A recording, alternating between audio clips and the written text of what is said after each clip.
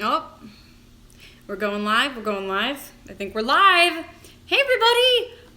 First of all, I'm sorry I'm late. I'm sorry. I was trying to get everything ready for this because I wanted to be prepared for you guys. I didn't want to just talk about nonsense the whole time. So I was looking up your questions. And so thank you for everybody who posted a question in my on my Instagram post. And so first of all, screams from Ashley. Hello, Ashley. Hello, everybody else. Hi, Kaylee. Hi from Los Angeles, Emily. I love you guys so much. Oh my gosh, your comments are just coming in like crazy. And guess who else is present with us? None other. That's Luna. It's Luna. Yes, I love you, Luna. Can I just tell you guys, I missed her so much when I was gone on tour. It just hurt my heart, and probably one of the best moments of my life.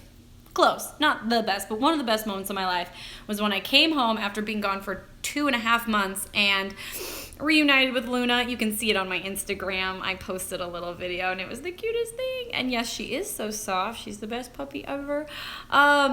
So, yes, we weren't able to take her to Europe just because there's too many countries between Australia and London and just whatever, there's too many variables and you have to quarantine them, and I just wasn't willing to do that to her. So, Luna didn't get to go. anyways, but what we're really here to talk about is, guys, I finished a movie. I did it. I've been working for the last over a year on a documentary. And I worked with the Magical Elves to put this together, and with YouTube Red. So thank you, YouTube!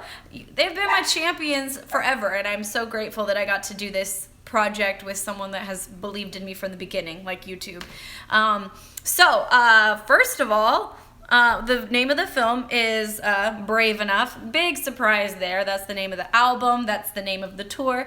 And this, oh gosh, Boston! Sorry, Boston. I'm talking to my peeps, not now. Oh, we'll just let him bark away.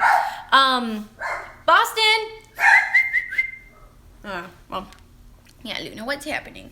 Anyways, it's called Brave Enough because it kind of talks about, well, I guess, yeah, that was one of the first questions, was people were asking, what is the documentary about? And it kind of is an overview of a lot of my life, like my life in a snapshot. It talks a little bit about, kind of how I became the person I am, but the majority of the film covers the last year of my life. It also talks a lot about the meaning behind the songs on my album and the experiences that led to that. And I'm so happy with how it all came together. I mean, it's a really nice mix between being behind the scenes, showing some of tour life, showing some of my past. It also shows a lot of the show. And that was another question that was asked. Sorry, I've got my notes of questions in front of me. But someone asked, let's see. Oh, I'm so sorry. Smiley Sterling, I asked if they could be the first question. Dang it. So I was going to say that first and say yes, but apparently no is the answer. And so, yeah, what people were asking, what made me want to make a film. And I really did want to just originally I thought, I want people to kind of get to know me better, because I remember when I watched the Justin Bieber movie, Never Say Never, I was so inspired. I actually saw that right when I was about to start my YouTube channel, or I had just started it, and I remember thinking, oh my gosh, he did this, he made his career happen, and I thought to myself, I can do that too.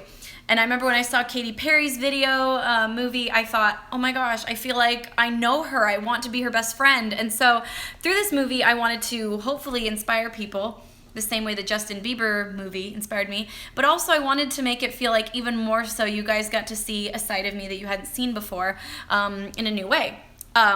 I will say I did envision this movie being really fun, and I wanted it to be funny, and I just wanted to kind of showcase what it's like to be on the Lindsey Stirling tour, because we have a lot of fun and we all are best friends, and it definitely did not go exactly in that direction, I will say. When I first started to make this, talk about doing this, it was 2 years ago, and that was before my life changed dramatically. And so rather than being just kind of fun and fluffy and like, oh, my life is fun and we laugh a lot and make jokes, it became much deeper. And I'm actually think it's a much better project because of that. it's emotional. I will say that. It talks about loss. You know, I didn't know when I started that this was going to be the hardest year of my life, and it really has been. It's been up and down and emotionally draining, and I've cried a lot this year. Just being honest. And so you're gonna see a side of me that you've never seen before. And you know, I tried not to wallow in my sad moments. I tried not to stay there. I tried to still be upbeat and happy, but at the same time I was going through some really hard things. My dad was dying from cancer. I was also still grieving the loss of my best friend, Gavi, which this is his shirt. I still wear his clothes. But it makes me feel, I don't know, connected to him still.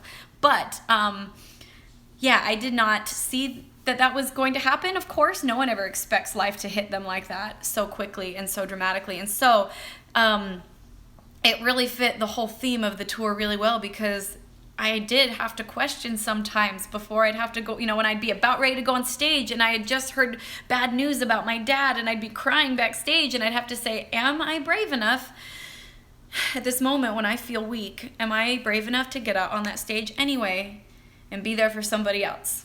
And, you know, being able to share my story with other people has made me stronger, and it's made me really reevaluate so much about what is important to me in life. What do I want to look for in my future? What decisions do I want to make so that I'm making the most of every day? Because I've learned more than ever that life is short, and that, you know, we have to put our loved ones first. And so anyways, I've learned a lot through this year, and I really feel like through this whole process I've been really brave. And even the fact that I was willing to share all of this, I think was something that wasn't easy for me, and it's made me be, you know, kind of rise to the occasion. And like I said, in the end, I'm so happy with how it turned out. And like I said, it's a little more emotional than I planned on it being. I usually like to be, happy all the time, but that's not how life is. And so, yeah, be prepared to see a different side of me that you've never seen before. The movie comes out on the 17th, comes out on YouTube Red on the 17th. I'm super excited about that. And what else? If you don't have YouTube Red in your country, I saw a lot of people posting, and they were very upset because they're like, we don't have YouTube Red in my country. And YouTube Red is available currently in the US, Mexico, Australia, New Zealand, and Korea. And if you're outside of those countries, there's two options. You can still see it. You can watch it through YouTube. I think you can buy it, or you can buy it through Google Play. I wish I could give it to you for free, but sadly, Google paid a lot of money so that we could make it, because it was not cheap to make.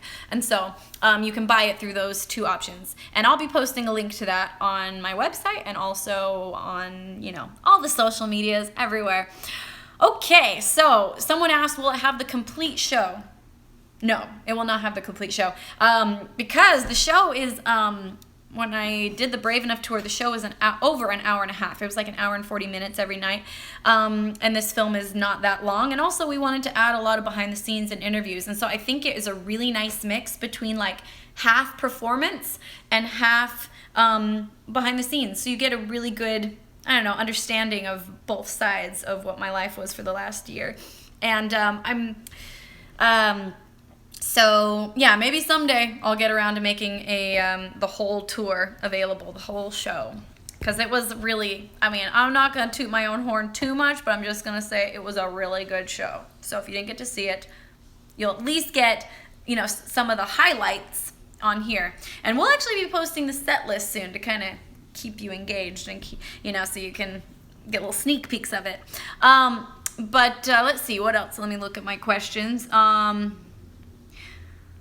Which was the hardest part about making a film? The hardest part, honestly, was just being that open, allowing myself to really let loose and be open in front of a camera, to cry on camera and to be honest. That wasn't exactly comfortable. And, sometimes when you're having that moment, you want to tell the camera, please turn off right now. This isn't me at my best.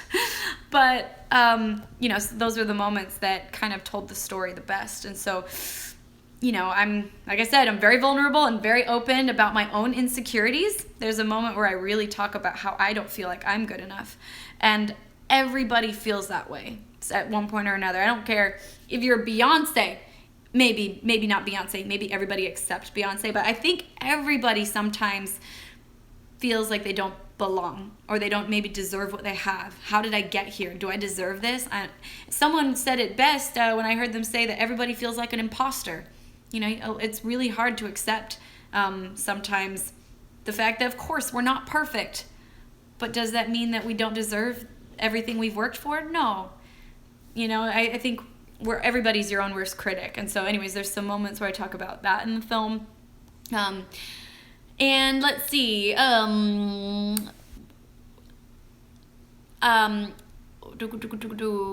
my favorite part of the film? Someone's asking. What's my favorite part of the film?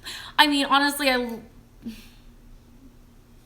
when I first saw the final edit, I probably watched like 30 seconds and I just started bawling. I think I really love how the beginning sets up the whole film. And I think the beginning and the end are my favorite. I think they really set up and close the film so nicely. And like I said, it won't be as emotional for you because it's not your story and you didn't live it. But so don't worry, you're not gonna bawl. But because it's so close to me and my dad had just barely passed away when I first saw it, I bawled. I cried my eyes out. But anyways, it's really special to me. Someone asked how involved I was with making the film. And if any of you guys have been my fans for a while, you'll know that I am incredibly involved in everything I do. And, the people that were producing, like we had a whole film company come out to make sure that it was produced properly, and they had all the different cameras and all the angles and someone to direct the cameras while I was directing the show. And so we had a production company doing it, and they had never worked with someone that really wanted to be hands-on. Like I wanted to edit the whole thing, and they compromised with me, and they let me edit all the live show. So here, I'll even, let's see, how do I turn this around? Oh, there it is. So you'll see, there's my notes of your questions. But you'll see here is my computer. Oh, another thing, they said they would let me edit it and help if I learned Avid. Now, I knew how to edit on Final Cut. I knew how to edit on Premiere, but I'd never worked with Avid, and it is a completely different program. I didn't realize how different it was. It was like learning a whole, it was like starting over again and learning to edit. So I agreed, and not only did I edit it, but I learned Avid so that I could do it. And anyways, so now I know. Now I can edit on anything. Pretty cool. But let me just show you some of my editing work. Not usually do you get to see this. But yeah, look at, this is just one song, all the editing that took place. Let me see. But yeah, I mean, each song, there's just eons and eons of footage. I mean, and there was, I think, 15 cameras. Here, I'm just going to show you a little, I'm going to turn off the volume, but I'm going to show you just a little bit of footage here so that you can see what it looks like. Boom! Get it, girl. Get it, girl. Nice. Look at those pretty. Oh, slow motion. Yeah, get it. Boom. Ka. Da, da, da, da. Anyways, that's, woo! Get it, get it, get it. Boom. Yita. Da, da, da. Whee! Yeah, so that's that. Let's see. Let's just do a second of, oh gosh, I wish I had an extra hand. Let's see, I'm going to scrub through really fast. Whee! There it goes! But yeah, this is some of the show. It's as much as you're going to see. I don't want to spoil it too much, so there you go. You've seen enough. You've seen enough. But that was just to prove to you guys that literally I edited every single song. Not only that's in the film, but I edited every song of the entire show, and I had to do it in like a month so that we could get the deadline. So yeah, I spent endless hours, just all-nighters on my laptop. And not only that, but I really had a lot of say in the story, and I went in and was able to work with them and making sure that, I don't know, I always want every product to not only portray me the best, but I want it to be perfect. So they were very sweet, and they let me be very involved. Okay. when did I have time to do this? We started filming it at the beginning, or a little before the beginning of the Brave Enough tour. They even came to tour rehearsals to film, and that was back in early September. And so we filmed through the whole U.S. tour, and then we filmed, and wasn't the whole time, but we filmed like bits and pieces here and there. Then we also filmed some on the Brave Enough Europe tour, which took place, when did that start? Mid-February to beginning of April. So that's when the film kind of covers the whole Brave Enough tour, mostly the U.S. part of the tour, and then it kind of ends right as we're going to Europe. But I will say, I mean, talk about nerve-wracking. There was one day where we shot the entire show, whole thing. I think there was 7 or 10, I don't know. There was a lot of cameras, and we shot the whole thing. And I mean, talk about pressure. This was like a huge expense, not a cheap shoot, like lots and lots of money. I don't want to say because it's such a big number, and it's just devastating to me to think that that's how expensive things cost. But anyways, so it was very expensive to shoot the show, and we shot it in LA. But yeah, I mean, me and my dancers were terrified. We're like, oh my gosh, and my band, my lighting guy, everybody was just terrified, hoping that the show was the best show we could do. And we nailed it. I'm just gonna say it. I'm just gonna come out and say it. We killed it.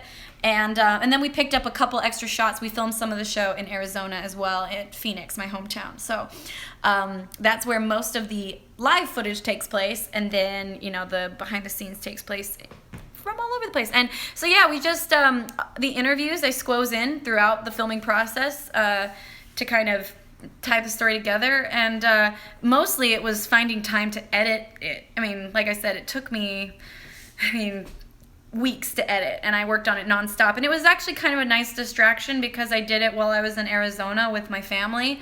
So I was helping my mom take care of my dad, but at the same time, like when my dad was sleeping, I could just sit next to him and be there, because sometimes that's all you need, is you just want someone there with you. And so for hours I would just sit there with him and edit, and when he'd wake up, I'd put my computer away and talk to him, and that was kind of a cool thing to do. My computer's dying, so I'm gonna get a cord. Whee! Oh no, you guys are gonna see how messy my room is, maybe. Dun, dun, dun. Just gonna. I'm so sorry. I'm not prepared for this. Okay. Haha, I didn't want you to see how messy my room is. I just got in town, to my defense, and I was gone for a while. Anyways, this has been a really long live stream, so I'm just gonna wrap up with a couple more questions here. Oh, sorry, hold on. Let's see. What else do you got? Oh, someone asked on a scale of 1 to 10 how excited I am. Like 10. I'm so excited. I worked so hard on this for so long, and the fact that it's finally coming to fruition is just amazing. Someone asked how it feels getting up on stage every night. I love getting on stage. I love touring. I love doing shows. And, but I mean, you'll see in the documentary, there were some days when it was really hard to get on stage. It was hard to pull myself, together to be everything I could for my fans. And so some nights it's the best feeling in the world, and I just feel so blessed and so lucky. And literally when I'm listening to the crowd cheer before I go on stage or while I'm on stage, I'm thinking to myself, how did I get here? How did I get so lucky that all these people came to see me? Like, it's very humbling, and sometimes I still don't understand how I got to this point. And that's how it is most of the time. But everybody has bad days, everybody has hard days, and I had a lot this last fall. And so sometimes it was really pulling myself together, and it was doing everything I could to wipe my tears away before I went on stage. However, once I got on that stage, hearing the crowd and feeling the love that you guys gave to me actually was the best thing for me. It pulled me out of whatever I was struggling with and made me, again, like I said, realized how lucky am I? How lucky am I to be here? And also, realizing that I believe that our loved ones can be with us after they're gone. And so some nights I'd be like, I know my dad is watching. I know he's cheering for me. I know that Gavi is right beside me, performing with me. And I truly believe that. And so, I don't know, being on stage has been very therapeutic for me, and it's helped me so much. I see, a lot of people are asking me, wait a second. Someone's asking me, when are you coming to South America? Stay tuned. Very soon I'll be announcing. We have plans to come back to South America. So just stay tuned. I'm so sorry it's taken me so long, but I'll be there soon. When did I get Luna? About a year and a half ago. What's my favorite venue? Probably the Zenith in Paris, France. I love that venue. It's my favorite place to play in the world. I've played it twice and I just love it. Am I retiring anytime soon? No, I'm not. Tips for violinists. I have to say there's this, what's it called? Shradiak. It's like a finger exercise book, and there's all sorts of scales in it and like different arpeggiations and just really good exercises to do with your hands. And so I would say the Shradiak book is a great one to get, and I can spell that out. It's like Schre, Shradiak, something like that. Schre. Anyways, I highly recommend that. If I could have tea with any historical figure, who would it be? It'd be Lucille Ball. I love Lucille Ball. She's my favorite comedian, and I think she was one of the first women to really be not only a performer, but a businesswoman. Where do I get my motivation to practice? Honestly, I think practicing in smaller increments is better than practicing for like an hour, because sometimes I have a really hard time going to practice if I'm like in my brain thinking, oh, I have to practice for an hour or I have to master that whole thing right now. But if I think about it like, okay, I'm going to practice for 20 minutes, then I'm going to eat lunch. Practice for another 20 minutes, then I'm going to edit for like 2 hours. Another 20 minutes, so you can add up enough little 20 or 15-minute increments, because then your focus is sharper. You'll get more out of it. You won't dread it. Because, I mean, practicing is not always fun. Usually isn't fun if you're practicing right. So breaking it up and then also doing some things to make it fun. Next music video. My next music video is posting in 3 days? What's the date? It's posting on the 11th. Can you believe that? I'm super stoked. It's Lost Girls. I don't think I'm supposed to say, but it's Lost Girls. So many of you probably don't know this, but it's Mental Health Awareness Month. And so I think this is a perfect time for this video to come out, because this video is supposed to be a follow-up, or I guess a sequel to the Shatter Me story. So yes, it's that same ballerina that you met in the Shatter Me music video, and it continues her experience. And anyways, I'm going to be talking more about it, but for me, it represents relapse. And also what it's like to come out of any sort of issue or problem, addiction, mental disorder, whatever it is. You don't just come out of it and you're healed. You know, you have to kind of relearn how to live life in this new world. And so, yeah, that's what the music video is about. And it comes out in like 2-3 days. So stay tuned for Lost Girls. All right. I'm sorry that was so long. That was a really long one. And I hope that answered some of your questions. And I'm going to be doing another live stream soon. I'll also do one on Twitter and one on Facebook. So stay tuned, guys. I love you so much. I hope you guys are excited. Again, the documentary film comes out on May 17th. So less than 10 days. And available on YouTube Red or through YouTube or Google Play. So I love you guys, and I'm really excited. There's a lot of good things in life, and even though I know that there's some stuff in the film that might be a little heavy, just know that in spite of everything, I'm really happy. You know, I had a rough year, but I feel like you know, I've come out on top, and I learned a lot, and I'm stronger for it, and I have my rough days, but I'm really happy. And I can't thank you guys enough for your support and for your love and for sticking with me through this time that's been, like I said, the hardest year of my life. I love you all so much, and just know that whatever you're going through, whatever things you're struggling with right now, you too can get through it. And even if life is hard, we can still find happiness throughout it, you know, through the people around us and through this amazing community that you guys have created with me. I love it when I see you guys working together and lifting each other. But yeah, there's joy to be found. There's happiness. Even if for a time it might seem like the best times of life are behind us, that's never true. All right. I love you guys.